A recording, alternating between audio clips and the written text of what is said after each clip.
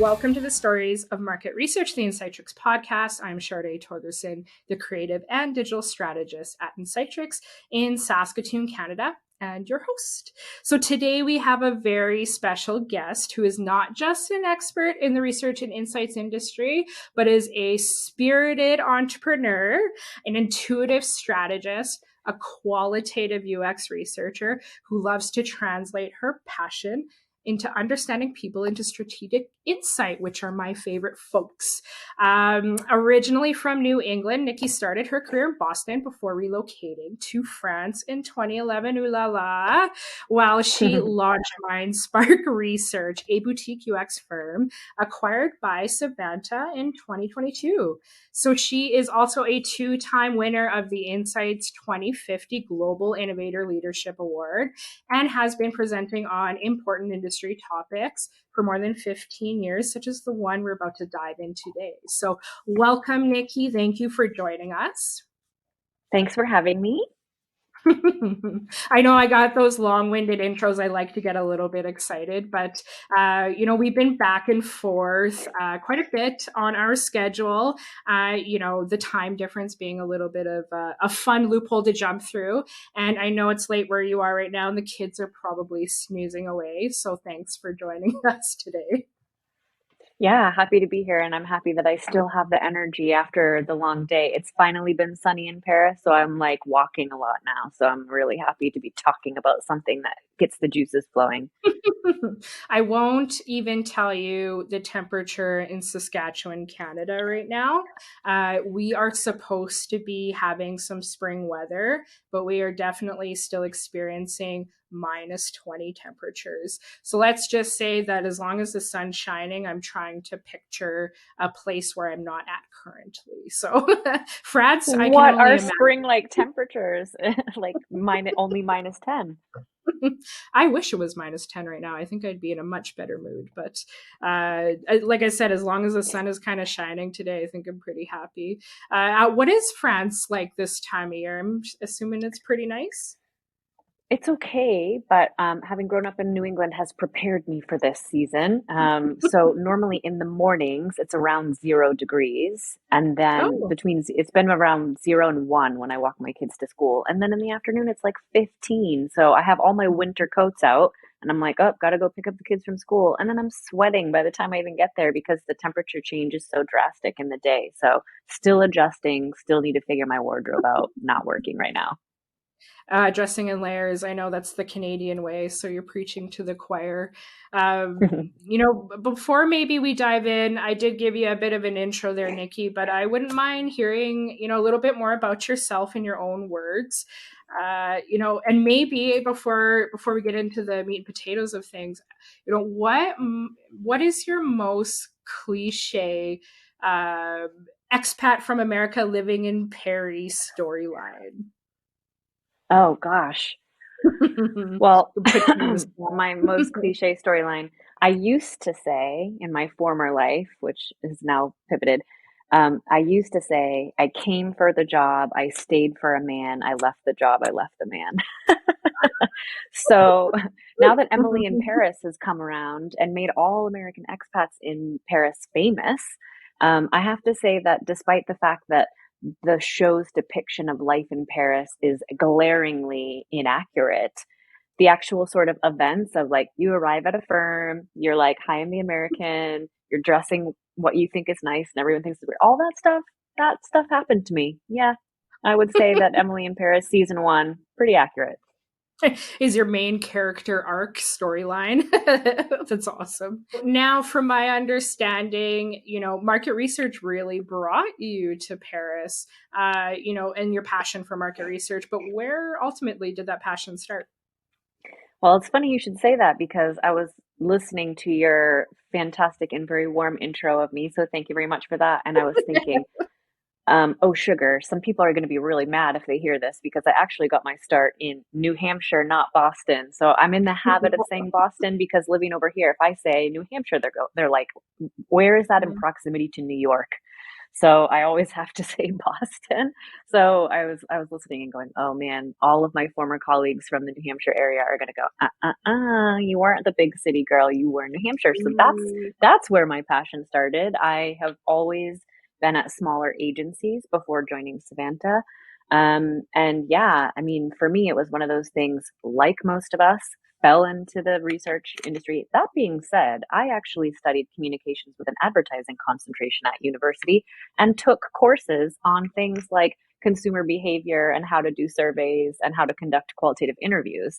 I just wasn't planning to go into this field. I just happened to end up there. But yeah, at the beginning of my career, I was kind of both qual and quant, and actually really, really loved the quantitative side of things. I just loved how things Mhm. clicked, and you could sort of investigate the data. All of the true crime fans listening to this, you know what I'm talking about. And so just would go and explore and find some really interesting things and loved it. And then the 2008 recession hit, dating myself, Mm. and a lot of our clients said, we still need qual, but we want to add a budget. So the agency I worked for at the time said, let's throw some junior researchers at them and get them training at the same time. And the result of that was, it was sort of decided for me. The result was my managers at the time said, and you're a quali now. And so I kind of got put on that path. And no looking back, it's been really great.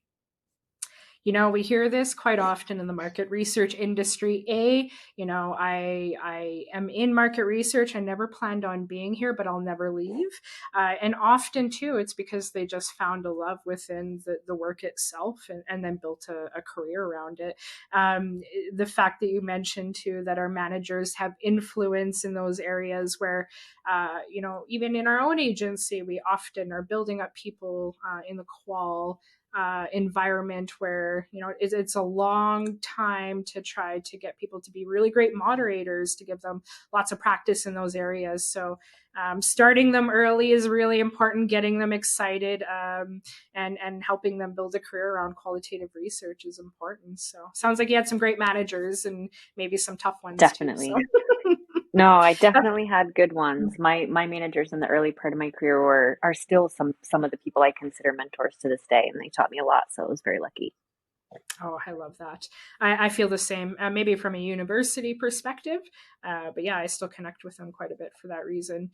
That's really cool. And I think for the folks as well who maybe don't know about Savanta, the company, maybe you wouldn't mind sharing a little bit more about you guys. Yeah. Well, Savanta, I'm very biased, so I'm allowed to say this. I Yes. think Savanta is one of the more innovative and forward-thinking agencies that are around. Of course, I think that because I decided to sell my company to them and not someone else, and that was a deliberate choice. But what I really like about Savanta is, they do a lot of the, broad range of services for the market research and consulting industry, but the people are fantastic, and they're really, really kind of always open to having discussions about what's next. How can we do things better? How can we do things differently? And that really comes through in the way that Savanta has evolved. So they have Mhm. acquired quite a number of businesses. They tend to acquire quite unique ones that fill in some gaps from the overall product landscape that we might be offering as a service provider. So yeah, at the moment we do a little bit of everything. So everything from, surveys all the way through to UX research now. And yeah, looking forward to see what other new things we're going to be offering soon. Awesome. What do you do at Savanta? I understand you work in innovation. What would be a day to day for Nikki? Whew. Well, that's hard because the day to day is different every single day. So yeah, I'm currently EVP of Innovation and Strategy. And so I'm doing quite a number of things. The biggest piece of work I'm looking at right now is actually very related to what I was just touching upon, which is I'm evaluating what is the Savanta product landscape and figuring out how that corresponds with what the various different needs are coming from clients. How are clients' needs shifting? And how is Savanta shifting its proposition in relation to that? What are the things we haven't quite done yet that we need to be thinking about? And that sort of way of thinking has impacts on all kinds of things. So it will influence our M&A strategy. It will influence, the kinds of products that we want to bolster and build further. Do we want to hire and flesh out those teams more? Also might have impact on things like delivery capabilities. So do we want to start changing reporting styles or things like that? So it's really fun because I don't know, how it's been for you, for your experience, but having been a researcher for so long, you get to a certain point where I still love research and I can still, design, methodology or an approach for a given set of objectives. But I was also ready to do something else, but wanted it to still be tied to research. So I feel really happy and lucky actually that I kind of have this unique experience where I'm looking at research methodologies and propositions from a sort of holistic perspective and still engaging with clients around what they need. But I'm also not the one doing, 16 hours worth of IDIs. You earned your That's time, great. girl. You earned your time. I feel too that a lot of us are really in the same kind of environment where we're looking at a lot of the product environments that we've established as services, even ourselves. Like everything you're saying, I'm like, it's quite interesting that the market research industry is really moving towards just being more client-centric and more providing services in a manner that's really specific to the needs. So it's really cool to hear your perspective on just Savanta innovating in that regard. So I can see right away you're pretty passionate and working in the areas of market research, and the fact that you get to still support clients is a big deal for us who work in this industry. I understand too, you've worked in areas of UX, which will largely be a majority of the conversation that we dive in today. What did draw you to the qualitative aspect of doing market research, maybe even working more exclusively in the area of UX specifically? Yeah, so I'll tackle kind of both elements of that question. Sure. On the qualitative side, kind of broadly speaking, this answer is not meant to be a disservice to qualitative researchers. In fact, the opposite. I always had the feeling that someone was going to come and take my job. And this was before we were talking about Chat GPT and OpenAI and coming around and saying, "Oh, we're going to usurp you with bots leading interviews." But I had the feeling all the time that, I would be leading a focus group and clients would be watching in the back room, and then I would be writing a report, and I was thinking the whole time, man, anyone could do this. Why did they hire me to do this? Why are they having me in the room? Gosh, anyone could do this. And then I realized, in fact, no, not anyone can do qualitative research. And I did have a lot of really great training. And I did observe hours and hours and hours and hours of moderating before I led my first interview. But there was something for me that felt so natural about it, this idea of connecting with human beings and building rapport, kind of unlocking what's that first thing I need to say or do that opens the gate to this one person or to this group. And then once that happens, then it's like the magic happens and everything kind of rolls forward from there. And I just thought, yeah, everybody can do this. A monkey could do this. And then I realized, in fact, it's not true. And I've actually, seen people moderate and go, oh, or a client might say, we don't have the budget to hire a moderator, we'll moderate this, but can you just come and observe and give guidelines and help with analysis? And then I go, that's why clients hire external moderators, because it's actually, it's a skill and you have to work hard to get it. So I would say that the human connection element was big for me. And then as for why, when MindSpark still existed, why we decided to pivot and work a lot more in the UX side of things. On the one hand, that also happened kind of naturally. So we were doing sort of qualitative market research with some bigger tech firms. And then what would happen is some of those people would change roles and go over to the UX side and then recontact us. But why we decided to pivot specifically and actually focus on, seeking out that kind of work and seeking out UX clients in particular was because I personally felt like there was a little bit less red tape on the UX side of things. I felt like user research was taken a bit more seriously than market research often is. User researchers, don't get me wrong, they've got their battles to fight with their stakeholders. But one thing I always try to tell people is most companies recognize you can't market a thing if the thing doesn't work. So instead of working in the marketing side and trying to make sure the marketing worked, I simply shifted over to making sure the thing worked and that whatever the thing was being marketed about was functional. And it seemed like, our recommendations were taken more seriously. right off the bat, we were asked to do things like, okay, we don't want just a report. We want you to give us a report, but we also want you to do workshops with several different teams, stakeholders, help us roadmap the next step. Whereas the market researchers, we'd give them a report, they'd go away. We'd hear from them maybe in 6 months and say, oh, well, we didn't actually do this one thing because so-and-so didn't agree with the findings, and we were never kind of consulted again.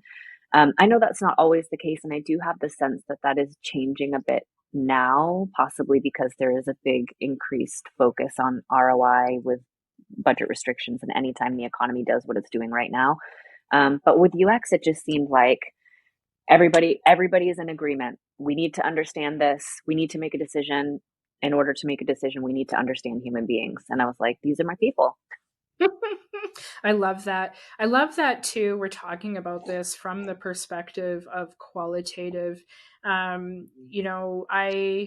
recently listened to your episode on data gurus, and it was also on UX. And I especially loved the quote I stumbled across while listening to your chat. This whole idea around heartbeats over spreadsheets. I just thought that was just meta. It was perfect. But I loved this idea that human connections and having these real conversations, they're so incredibly important to the work done within the insights industry, but largely by qualitative professionals. Can you speak on the importance of that human connection side of user research? Yeah, I mean, it's almost hard to emphasize it enough. I think that with user research in particular, what I find really powerful is that the folks who do it client side tend to have pretty scientifically based advanced degrees, right? So the new thing, if you work in UX, is all of your clients have a degree in what's called HCI, human computer interactions. And you're like, wow, that sounds like I'm reading ones and zeros out of a book. But in fact, they're all really, really well equipped to understand what human connection is and to kind of understand the emotional drivers behind the behavioral activity that you might actually see. So I think that's, something that's prevalent throughout. But then again, you also have stakeholders who really value the importance of the human connection. So they, in many cases, not all, but in many cases, folks are really aware of the fact that your product won't be successful if people don't love it. There's a whole concept in UX around stickiness. And so your product isn't going to be sticky, or your app isn't going to be sticky. Okay, it can be functional and it might get the job done, but why is it functional? Understanding that context is really important. Understanding the audience that you're marketing to, what their experience is actually like. I think the UXers have it nailed. Yeah, they sound like the smart ones in the room. Don't tell them that. They think that already. I think they know. I know when we talk about market research, we got quantitative, we got qualitative, and obviously qualitative has its many advantages. But we are looking at this from a qualitative lens. And how really does qualitative research help us emphasize insights in the case of user research? Yeah, that's a really good question. I mean, I hate to go down to this very simplistic example, but I think any of us who have been working in any type of research, market or user or consumer or brand or whatever it's called these days, because there's a lot of different functions, we've all been asked by someone at some point, put some verbatims in there. But so why do verbatims matter? Why are we being asked to put verbatims in there? And it's because it really underscores, I mean, the data tells you what, but the qualitative tells you why. So it's impossible to understand the consequences of a potential decision that a stakeholder might be making if there's no contextual understanding. So I think, when we talk about empathy, I would say there is one caution, which is you can over empathize. You can say, well, actually, I don't know, this particular user, if they continue to use our product, then XYZ could happen. So let's just nix the product altogether. You kind of have to check that and balance it. And I think that keeping the idea of context in mind is a really good way to do that. And I think qualitative research in general, whether it's market or user research, is really great at that. It brings the context to the fore, and it allows people to understand whether it's internal stakeholders, external stakeholders. It allows the folks who are making decisions to understand why recommendations are going the way that they are, and kind of what exactly is being experienced by people who are interacting with a product, service, or brand. Sometimes this can lead us into projects or work where we're working with hard to reach audiences, more niche target populations, sometimes even vulnerable societies. That might steer more into the market research side. And perhaps, I'm sure user research, everything within healthcare.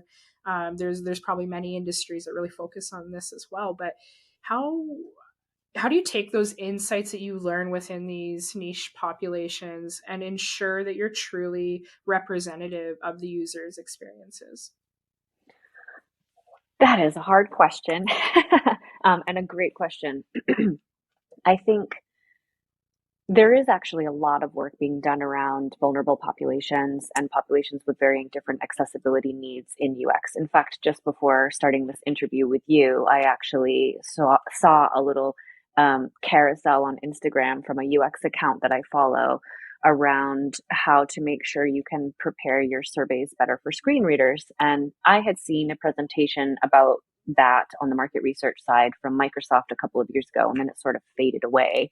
I know Microsoft is still doing work on these things, but it's sort of coming back up now. And I think user research is they're very aware of the need to incorporate a variety of different perspectives. I think the way that we can ensure we're being representative, of course, starts with the sampling. And, sampling is always a sort of hot button topic in qualitative in general. So it's sort of like, some people think you need to do 50 interviews before you can do, draw any conclusions. And in the UX arena, you'll find that people will very often make decisions off the back of between 4 and 6 interviews, depending on what it is that they're exactly testing. And so if you're going to be looking at a sample of, say, 4 interviews, ensuring that you have a really wide cross-section of different user types represented in those 4 interviews is going to be absolutely important. It doesn't always happen, but of course, I think that's the starting point in ensuring that you get sort of these voices taken into account is definitely going to be focusing on how you recruit. And then the second point is if you are going to be recruiting from vulnerable populations or folks with varying degrees of accessibility, then you need to also consider that you may have to adjust the approach and the method. So where you might be able to do something in a central location, in a lab for some users, for other users, you may have to go to them. They might not have the means to come to you, whether it's because they're immobile, they typically stay at home, or it could be because of income issues. It could be for a whole host of other reasons. So I think those are kind of the 2 ways that we need to make sure we're thinking about in terms of representation in qual. It's well said. We've been talking about the human connection as a whole, and I think that's a really important statement in terms of ensuring the representation of our users is recognizing inclusivity as well. And in order to really have that human connection, there needs to be a role for empathy in qualitative research, especially. And it's not to say there's not empathy. If anything, we're seeing a lot more of it. It's being more spoken about. It's a lot easier conversation, I think, as well. I think down that same conversation, how can you build a rapport with these participants so that you as a researcher, you're understanding their experiences to really gain that deep understanding? So have you ever seen that meme that's like, I think it's like James Corden driving a car and like Elton John in the car and James Corden is like in a suit and it's like quant researchers and Elton John is like in a feather boa and it's like qual researchers. We will flip it up even. We'll share the view. But yes, I do. So I think for a long time, and perhaps even now, for a long time, this concept of qualies being the, let's say, divas, of their respective industries has perplexed people, because they've said, well, how can someone with a, so bold and dynamic and whatever, generate rapport with, I don't know, far leaning right voters or, whoever else. And the thing is that I find is I find very often that the people who get drawn to qualitative research are people who they themselves come from backgrounds where they've been marginalized, and they have possibly even experienced harm. And so as a result of that, going to your actual question, which is sort of how do you kind of open up that rapport and develop that human connection, I think it's always important at the beginning of any session to find an appropriate opportunity to share something authentic about yourself. It doesn't have to be, huge, like I don't know, bullied when I was a kid or something, but it can be if you feel comfortable sharing that and that is appropriate for the topic that you're talking about. But it could be something else, so I don't know how many times I've done research with folks all over the United States when I was still based in the States, and somebody would say, oh yeah, sorry, I'm late to the interview. I was just watching the end of the game. And I was like, oh yeah, those Jets, man, they'll let you down every time. Go Patriots. And like, we don't have to even like the same team for them to understand that I also enjoy NFL. They enjoy NFL. We have a little laugh and they open up to me in a way that they would not have had I just come in and said, oh, that's okay that you were late for the game. Let's begin. Not late for the game, late for the interview. So I think that meme sort of, it took me a while to figure out why are we all the Elton Johns? And it's because we've had life experiences that allow us to kind of the other thing I was saying to my 3-year-old the other day is empathy. She doesn't understand. Hopefully some of you will. Empathy is a two-way street, and you kind of have to give some to get some. And so I feel, one of the things is the divas of the industry, the qualies who have been marginalized in some capacity, and not all, but many have, and for whatever reason that might be, are easily able to kind of right off the back give empathy without any pretext, without any request, without any demand. We're able to say, I'm willing to put myself in your shoes. And in order to allow you to put yourself in my shoes, let me share with you that the Patriots are the best football team ever to have been created. And then, we develop a rapport, which is funny that I'm saying this because I live in Paris now and I can't tell you the last time I watched an NFL game. But it's just something that you find something, that you can share with somebody, and it opens that door. Bringing yourself down to that human level, that human perspective, it's super important. And it what I'm hearing is it goes well beyond the project work. It's just it's being a human amongst humans, like as simple as that sounds. It goes a long way, especially when you're maybe talking about a sensitive topic that is hard for everyone to share maybe their experience, to bring yourself into an environment that doesn't maybe belong to you, and ensure that you're empathetic of your surroundings is super vital. Especially, I've heard stories. I've heard stories of, white cis normative men leading focus group discussions about menstrual cramps and knocking it out of the park. No, but just sometimes if you can just sort of lay your cards on the table and sort of, empathize and say, look, I 100% admit that I'm not going to be able to get this entirely, so help me out. By demonstrating your vulnerability in admitting that you don't understand exactly what's being talked about, then that opens the door. So I've seen some really impressive stuff happening. And it doesn't have to be, when I say people who have been marginalized, I don't mean like, the only great people who are moderating are, belong to a certain labeled group. It's just people that have been not accepted, or who have had to struggle for acceptance, or have had to struggle to understand something at some point in their life, which by the way is most of us, and can use that to kind of help other people feel at ease and feel safe. We've been kind of talking a lot about like the really heavy side, the empathetic side of market research and what we're working on in user research, but it might be worth kind of discussing potentially some of those, Mount Rushmore fumbles of user experiences that we've seen in history.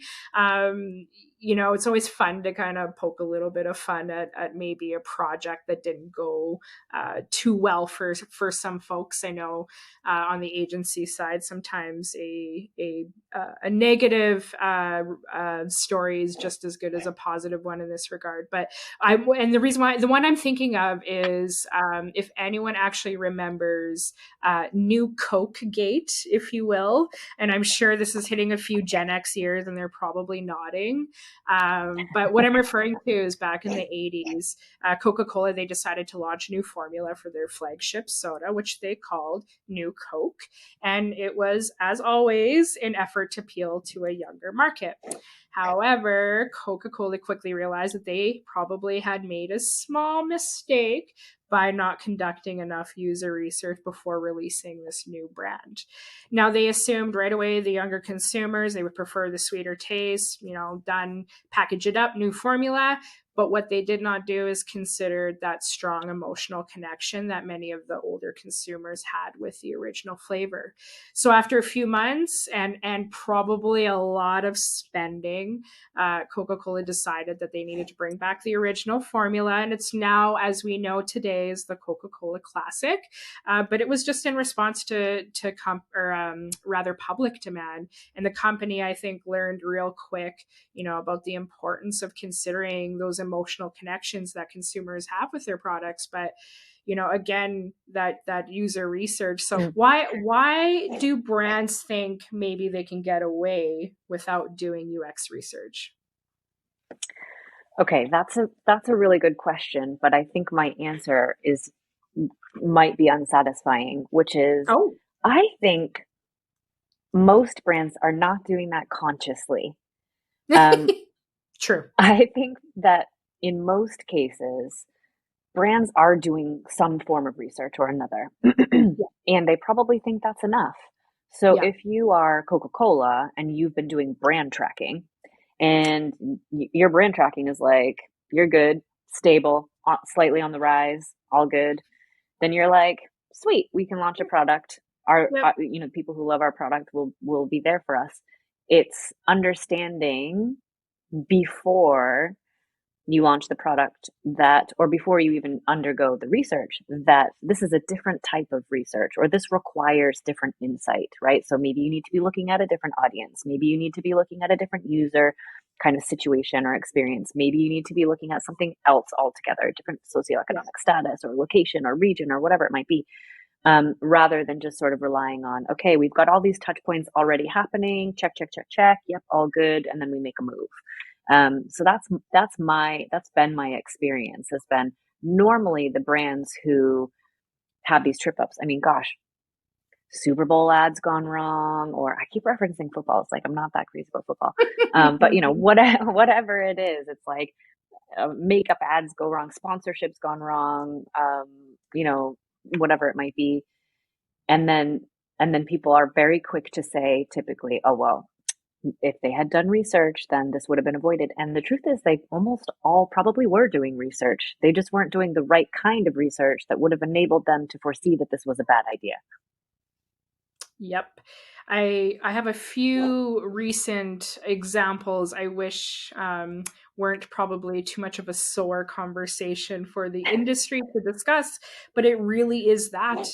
It's recognizing that, even within the fumble, largely, there was really good investment behind research. A lot of the times there was good intention as well. So, but I love this idea about just recognizing doing the right research, and sometimes as well with the right people is important. So do you have maybe, Coca-Cola, I think it's a really easy ballpark example. Do you have one as well? Maybe where an organization could have benefited from user research to avoid maybe a costly mistake like having to completely rebrand an entire flagship soda. Is there anything more costly than that? I don't know. I don't know. I suppose having to declare bankruptcy is more expensive than that in certain ways. Oh, And I would I think we say, talked it. Yep. I would say the brand that comes to mind for me that I'm pretty sure was doing research. And I just want to kind of throw out there that user research for me can mean a lot of things. Some people Sure. listening to this might think of user research as only having to do with digital touch points. Right. Let's be clear that user research and user experience was coined in the early 90s by Mr. Norman working at Apple. So it wasn't necessarily something that had to do with, how do you use an app or a website.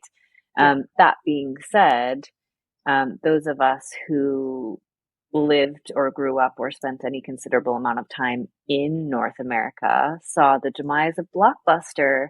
And I would say that Blockbuster is definitely the kind of company that for sure was conducting research. And they might have been conducting brand tracking research, and they might have been conducting price optimization studies, and they might have been conducting other types of research, like where should we launch our new store. But what they were not doing is they weren't doing the sort of anthropologic, ethnographic style interviews or observations with their sort of user base to understand how their needs were evolving.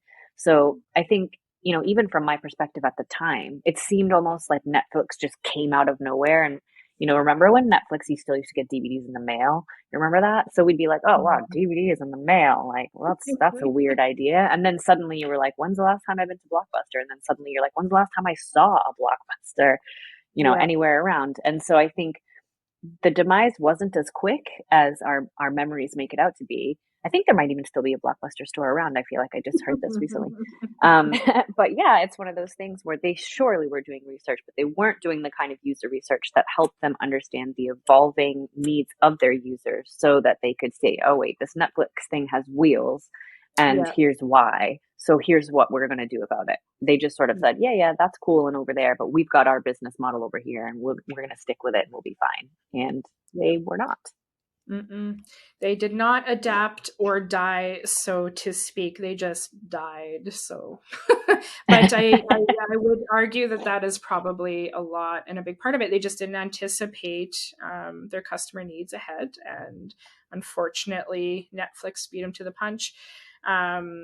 I'm a big movie buff as well, so that whole early 2000s, it was a triggering point in my life. But I also, as a user now, I couldn't imagine, as much as I love my physical media, I couldn't imagine not having the same kind of accessibility on the streaming side. So it's crazy how even in the last year, or rather, 10 years, things have changed in terms of user behaviors.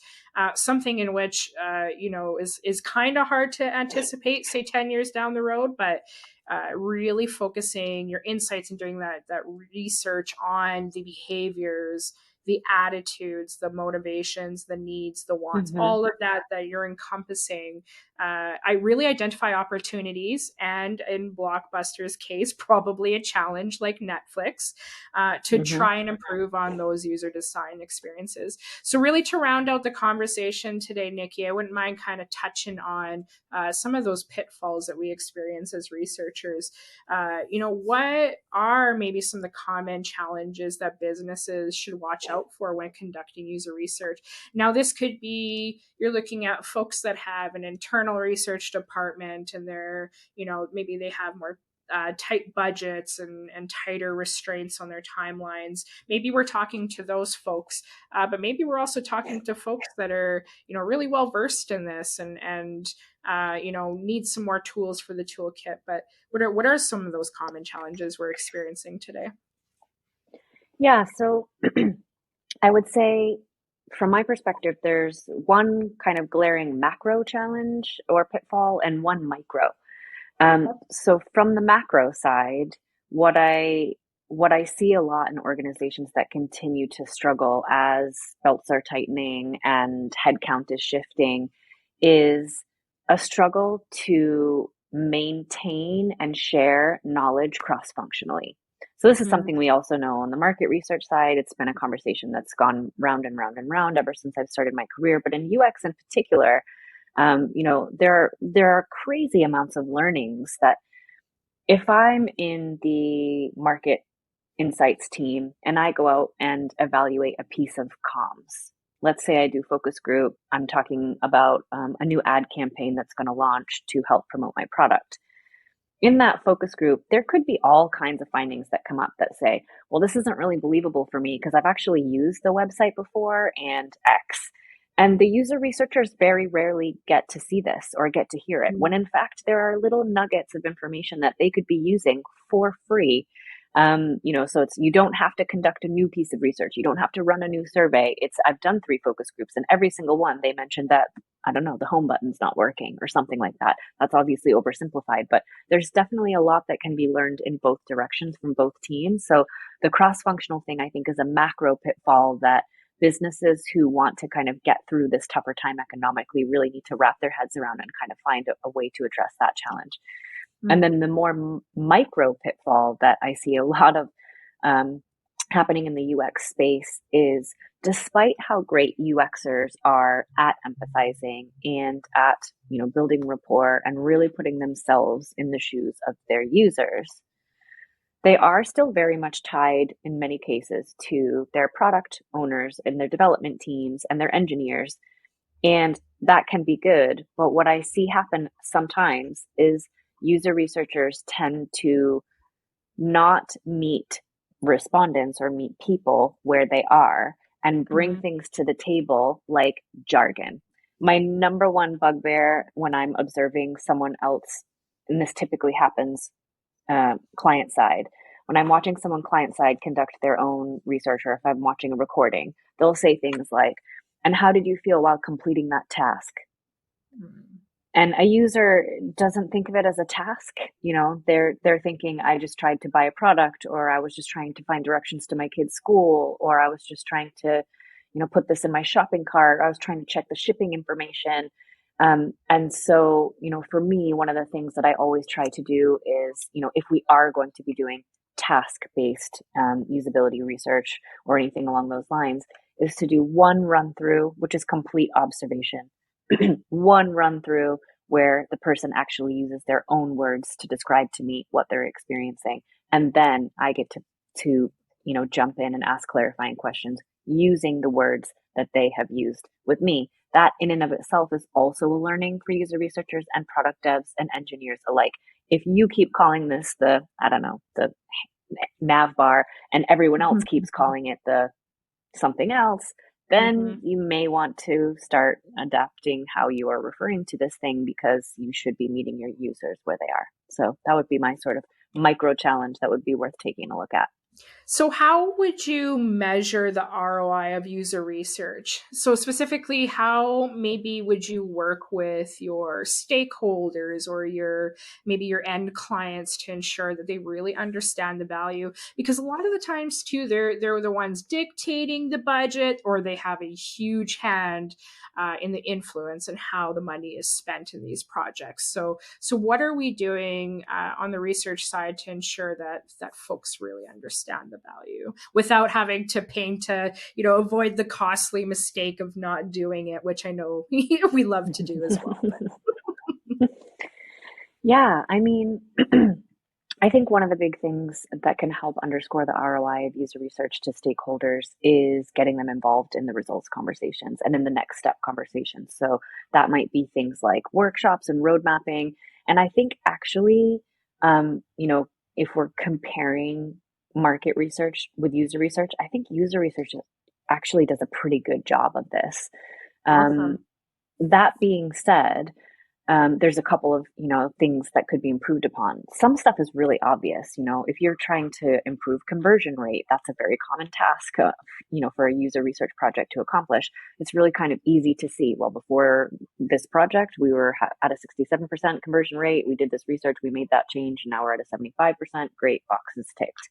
But one thing that we do know, talking again about that sort of macro issue that I raised about, not necessarily seeing cross-functional stuff, one thing we do know is we do not see user research teams understanding things like, how does usability impact brand perception?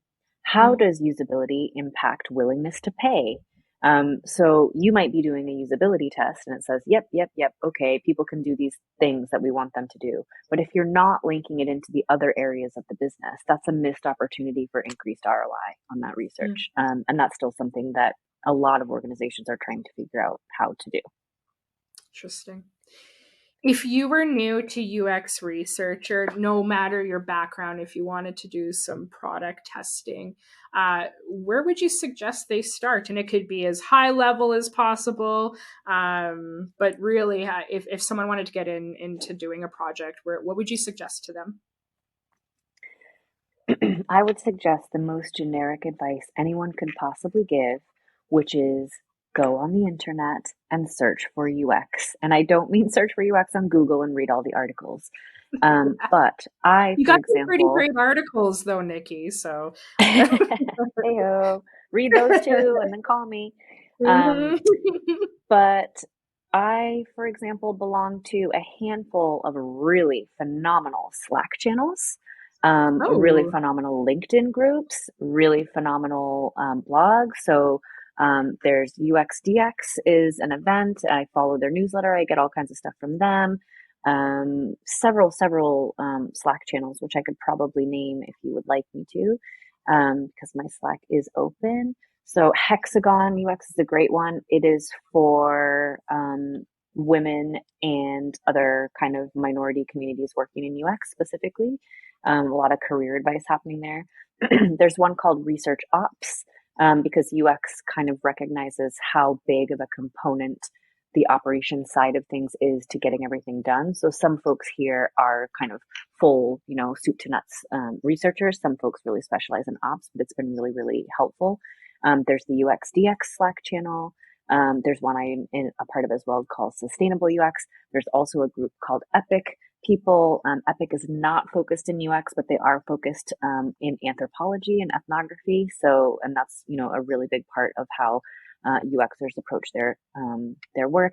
There's LinkedIn groups. There's all kinds of groups. There's a Facebook group. There's actually 2 Facebook groups that I belong to. One is just jobs in UX and one is called Women in UX. So, I mean, there's literally no shortage of places where you can go to ask questions about an approach you're considering. Or I recently I asked for some new, I was running a type of workshop that I've run 50 times and more for my own sanity than anyone else's. I was going, I always use the same activities. Does anyone else have anything interesting that I can do in a persona building workshop? And I got some really great responses like, oh, I've done this a couple of times. It's kind of weird, but it works. And it was amazing. So yeah, that's my really generic advice is go look for things on Slack, on Facebook, on LinkedIn, join those groups, meet those people and be there. I feel like, that may sound generic, but you'd be surprised how few people really engage and maybe start by poking at their fellow peer and picking their brain. What I love about the industry is that everyone is so approachable. We are part of many certifications and associations where our members, like Insights Association, I think is a fantastic example where just like SoMR, I think maybe Insights Association is a little bit more representation, especially in Canada, but specifically North America, where the community itself is so approachable and they're willing to work together and kind of, discuss new things and support each other and trying to make, the best approach possible. Because I think it really stems back to that idea that high tides raise kind of all ships. And we're slowly approaching this more, I think, within the industry that it doesn't have to be super dog eat dog. Like we can be really supportive of each other. I love the idea that there are Slack channels available. I think Discord as well is a underutilized resource. I think the older you get, maybe, but for some of my younger millennials out there as well, Discord is very similar to Slack in regards where you can kind of go in there and find some really great groups where people are just super approachable. I know I've recently done a couple of projects on the TikTok side of things with some folks just through connecting on a Slack channel. So as generic as that may sound, I think that's really great advice, especially when you're just starting out, is the community is available. Someone is always willing to help. I think associations lots of blog articles on websites like SoMR. And again, I even ran through a majority of yours before we had a conversation, and great foundational information. So I think starting somewhere like that is important. But honestly, we could probably talk all day about UX research, Nikki. I really appreciate you being on. This was a great conversation. And I think it's not going anywhere anytime soon. We're adapting with the industry. We're seeing a much more healthier appetite around the need for it. And I'm looking forward to maybe having another conversation in the future and, maybe discussing more on the UX side, because there's lots of avenues that we could explore on this topic. We really just kind of chipped at the surface today. So thanks again. Yeah, fantastic. And thanks so much for having me and for coming with really, really good questions. Because a lot of the times it's just sort of like, what do you think about UX? So these were really great and fun to wrap my head around. Oh, I appreciate that so much. Well, we'll chat again then. I'll come with some more hard hitting ones. Sounds great.